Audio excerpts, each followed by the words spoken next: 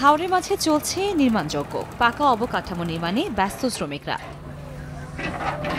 কিশোরগঞ্জের হাওড় অঞ্চল মিঠামইন উপজেলার শান্তিপুর ও গোপদিঘি এলাকার মাঝে ঘোড়াউত্রা নদীতে নির্মাণ করা হচ্ছে 1.2 কিলোমিটার দীর্ঘ সেতু। জেলার সবচেয়ে বড় এই সেতু হাওড়বাসীর দীর্ঘদিনের দাবি ছিল। এলাকাবাসী বলছেন, স্থানীয়দের নৌকায় নদী পার হয়ে জেলা সদরে যেতে হতো। সেতুটি নির্মাণ করা হলে হাওড়ের সড়ক যোগাযোগের নতুন দিগন্তের সূচনা হবে।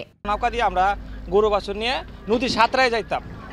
দেখা গেল আপনার বৃষ্টি হলে আমরা এই গাড়ি টাড়ি দিয়ে একদম যাতায়াত ব্যবস্থা সহজ হয়ে যাবে। স্বপ্ন ছিল ব্রিজ হইবার, এই স্বপ্ন আল্লাহ বাস্তবায়ন করছে। আগে এই নৌকাটা পার হয়ে গেছি, আইসি আবার মাঝে মাঝে ডুববাম, এই হাতুরছিও। এলজিডি বলছে 174টি পাইল নির্মাণ সহ সেতুর 30 ভাগ কাজ শেষ হয়েছে। পাইল ক্যাপের কাজ চলছে, কলামের কাজ চলছে, এছাড়া আমাদের আনুষঙ্গিক যে কাজগুলো এগুলো চলমান রয়েছে। সেতুর যে মূল পিলার পেয়ারের কাজ কাস্টিং সমাপ্ত হয়ে গেছে এবং সেতুটি এখন বর্তমানে দৃশ্যমান।